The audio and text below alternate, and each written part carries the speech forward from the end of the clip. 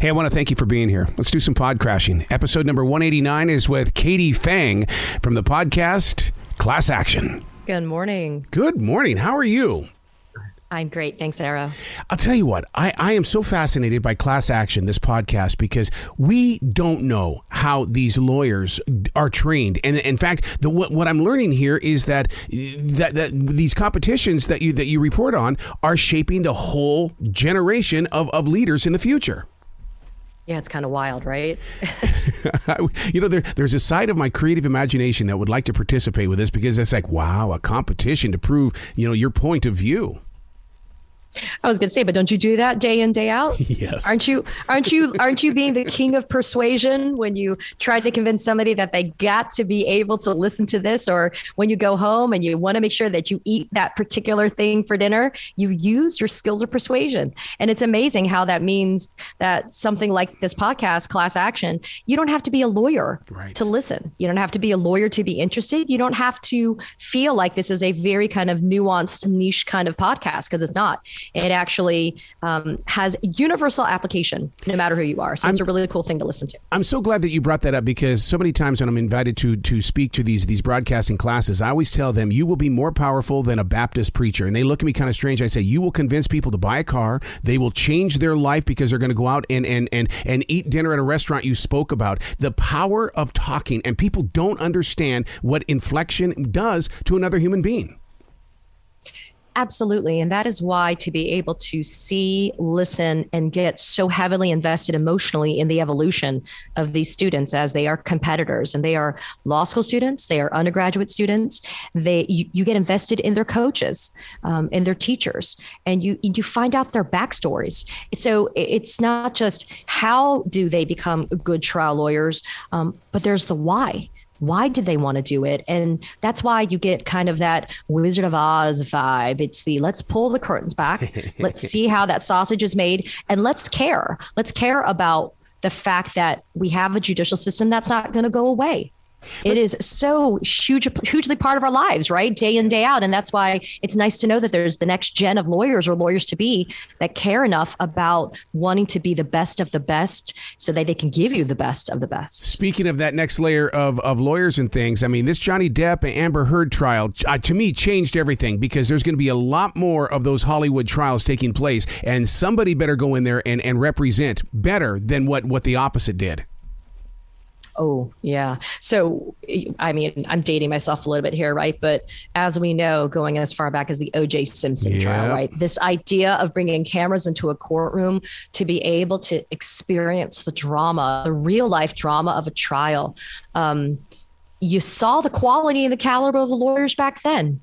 And now since then, we've had so many trials that we've had cameras in the courtrooms. And the most recent one, as you've given an example, is the Amber Heard Johnny Depp trial. And, not to Monday morning quarterback, but I would agree with you, right? There seemed to be a disparity between the quality and the caliber of the lawyering. And whether that ended up being the deal breaker or whether or not that ended up being the issue at the end of the day with the jury, we will never know. But it makes a difference. You as a litigant, you want the best damn lawyer you can get, especially if you're going to trial, right? And so that's why you want to make sure that you have a lawyer that learned how to do it the right way from day one. Yeah, but this what I learned during that Johnny Depp trial, and because I was there every day, I had to have it. And I think that's the reason why I love Class Action, because it's now teaching me even more about that courtroom. But do they start hiring the pretty people? And the reason why I bring that up is because Richard Nixon, once he appeared on television, had to start putting the makeup on. Oh, yeah, that's really funny. Nixon, of all examples you're bringing up right now with the 1-6 stuff. I say this without any type of satire, and I'm not saying this to be melodramatic. No pun intended. Trial is theater, and it's not and it's not to diminish the fact that somebody's liberty is at stake in a criminal trial, or somebody's life may be at stake in a criminal trial, or that there's millions of dollars that are at issue in a civil trial. Jurors want to be entertained. They are not psyched to be there on their jury duty. So when you're there, you have to show them in an entertaining way the facts, have them understand the law, and then you have to persuade them to find in your favor. And we know sociologically, we know studies have been done. Jurors are primarily people that look and listen, right? But it's got to be the primacy recency. And so your question, do you bring in the more attractive lawyer? Well, human nature would be, right, that maybe you are more drawn to that more attractive lawyer. So there is a lot of components. I say that's the human factor part of it, right? There's the human factors that go into it. And listen, in this podcast, Class Action, you hear about it. You hear about presentation and style, and you hear about why that makes a difference just as much as substance does. You talked about the why. Why did somebody do this, and why are they growing within the world of law? I mean, let's talk about Tyler for a moment. Native American politician, and he became a law student? I thought you become a law student first, then a politician. Because maybe when you see the system so damn broken, you want to fix it. I'm serious, right?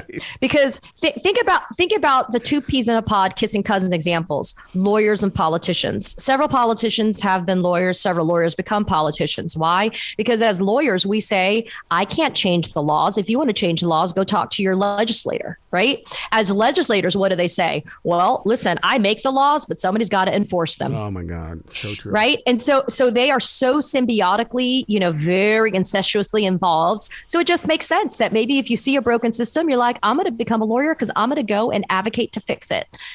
So it's a very fascinating thing. And that's just one great example of what you hear about when you listen to the podcast. Speaking of advocating, there's going to be a new generation of lawyers in the way of defending women because of a decision that was made this past week. I mean, I cannot imagine how the laws are going to change, but we need leaders inside those courtrooms because the innocent people are going to be punished. Yeah, and Arrow, to your point, the very first thing you heard after the Dobbs decision was released a few days ago was there's going to be a tsunami of litigation. Yep. And in order to do it, you got to bring the best to that courtroom because it will literally impact the lives of millions of American women and their children. Yep. And so that's why it is important. If you're going to go to law school, pay attention. Learn the substantive law, but if you think that you want to be a trial lawyer, go see what it's all about. Do the mock trials, do the litigation skills programs. Think about what it takes for you to be that kind of trial lawyer, because I'll tell you, not everybody makes the cut. Literally, not everybody. Even in the boot camps and the scrimmages you hear when you're listening to this podcast, not everybody makes the cut to do this. Why? Because not everybody's cut out to be a trial lawyer. You know what's really interesting about Class Action, and I really do applaud you for doing this. You actually bring lawyer coaches into the picture here. I didn't know that this even existed. Oh yeah, the best way to learn is from somebody who's actually done it. Because it's one thing to sit in an ivory tower and talk about it. It's a whole other thing to be able to be with a person who knew what it was like to be in the trenches. And it's not just the coaches and the teachers and the graduates that come back to serve as adjunct faculty at these schools and these programs.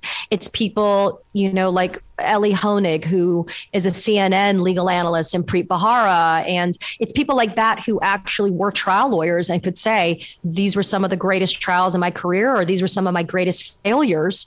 And they say, this is where I ended up because of doing trial law. And that's why I thought it was great to be able to listen to that and to hear the the anecdotes and the memories of these people, so that you as a listener could feel like, oh, wow, this is not just going to stop once they graduate from law school. It's going to keep on going. I totally believe in the mantra, the first step is a brand new beginning, in the way that people change their lives. And I think Andy is one of those people. He comes from a hardworking first generation American family, but this is the kind of person that is going to influence others in his community to become stronger with their voice. Yeah, and that was I'm not ashamed to tell you that I was brought to tears often when I was doing this podcast, because you hear the genuine, sincere desire by these students to bring change to their respective communities. They talk about what's lacking. They talk about even what their own families have gone through. And you listen and you're like, you know what?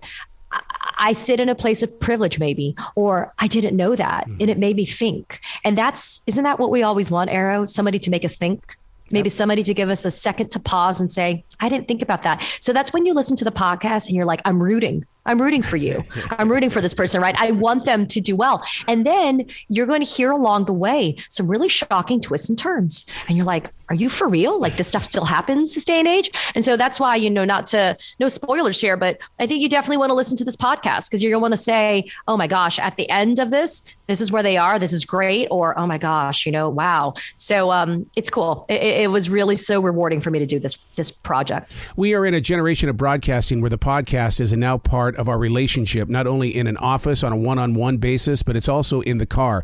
What I love about Class Action is that you are painting pictures. I don't have to watch, a television show to see what you're sharing. You guys, through your writing and through your production team, are painting pictures in my imagination. I see it while I'm driving.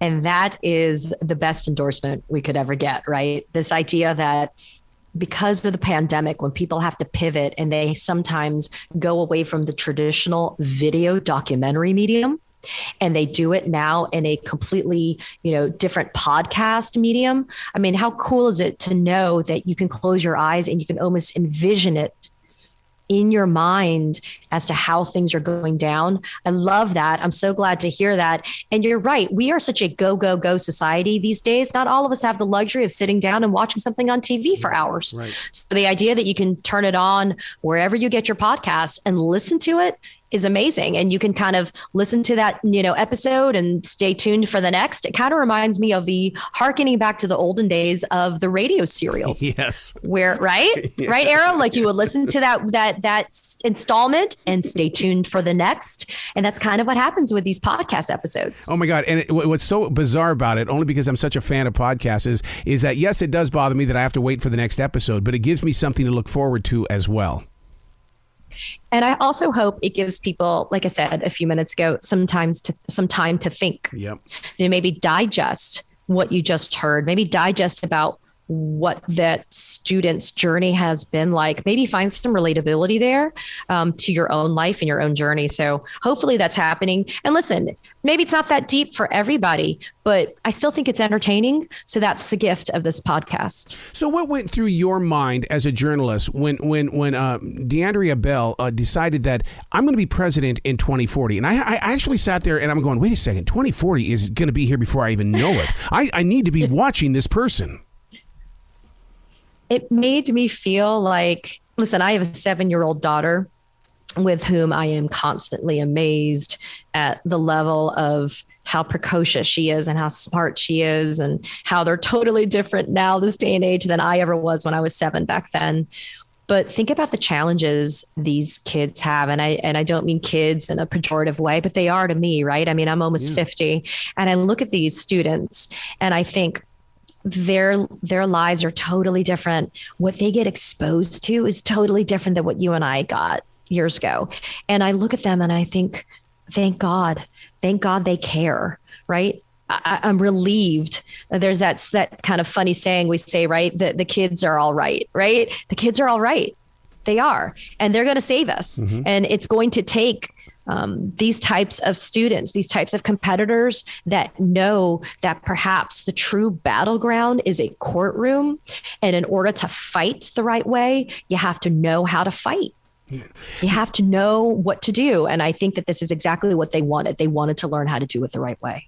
Being a journalist, MSNBC, it's the 2-minute story. It's you news editors and people like that constantly on your back to go get the story, and it's got to fit within their time limit. This podcast, you're on your own, or is somebody coaching you along the way saying, "No, Katie, you can only go this far." Not at all. Oh, this was one of those long forms. Yep. And of course we edit it for time, but this is not like you say, I've got a hard out in 3 minutes, right? This was long form interviews, long form interactions. It was hours upon hours. I mean, Kevin Huffman and Lisa Gray, they followed these students. We went on this journey for a year and some change, right? So this is not something that got recorded overnight, got slapped together and said, here you go. It is, when I say it's an investment, Arrow, it is an investment. It was a journey to be able to do this. And so that's why I was lucky to be a part of this project. I'm so glad you brought up the truth on that, because there are so many people, I love them. I love anybody who says that they want to do a podcast, but they want that instant gratification, that quick victory. And it's like, well, you're not going to enjoy the process then? Because the process is making sure that you put your gut into the entire project.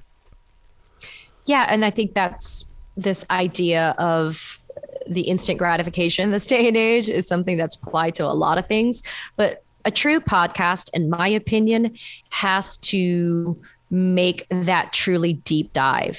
Because if not, then what's the difference between you and I just sitting down in front of the internet and just cruising through headlines? Like, if you really want to know, you want somebody who's taken the time to put the hours and to log the energy into creating and developing a podcast, because you also don't want it to be meandering.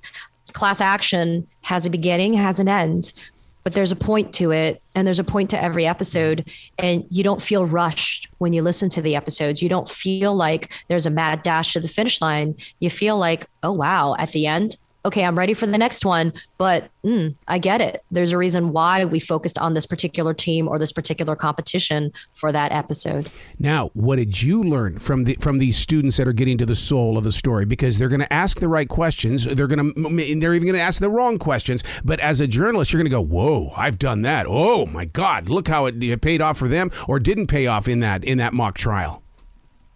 Yeah, as somebody who did the mock trials myself, as somebody who was a trial lawyer, but is now a journalist, for me, it was reaffirming that I was trained the right way when I went through it a long, long time ago. It was also reaffirming to me that I continued to do it the right way when I was a trial lawyer. But it was so curious to me how differently things are done, sometimes even geographically, right? Because you have to cater your presentation to your audience. What's that saying? Know your audience. As a journalist, I have to know my audience, right?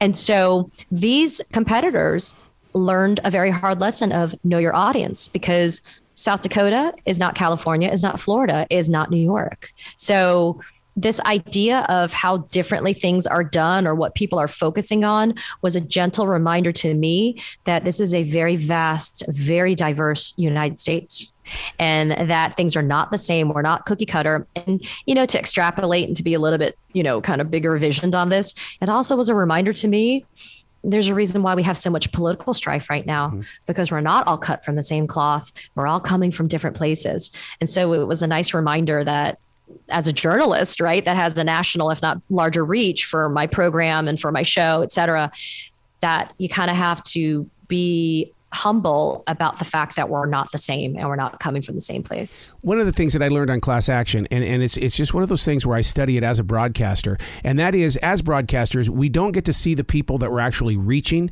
but in that courtroom, you're proving here that those 9 jurors, they get to see who's listening.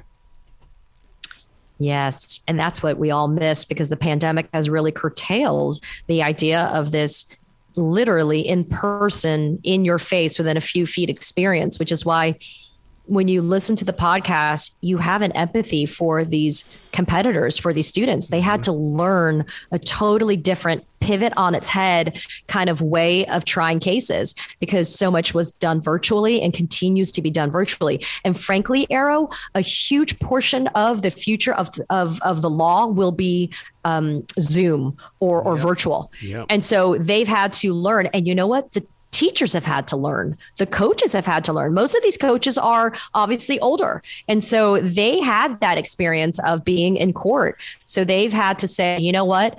I'm going to teach it differently. So what does that look like? And that's what you hear and you learn when you're going through the podcast of class action. You're like, okay, this is a new frontier. This is something totally new. How do we handle this? Oh my God, you bring up the Zoom.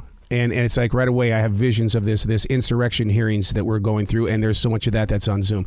Katie, you've got to come back to this show anytime in the future. The door is always going to be open for you.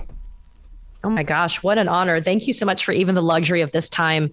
I'm really flattered, and I appreciate you letting me start my week like this. This is great. Well, you be brilliant today, okay? I will try. Okay. Bye. Bye, Arrow.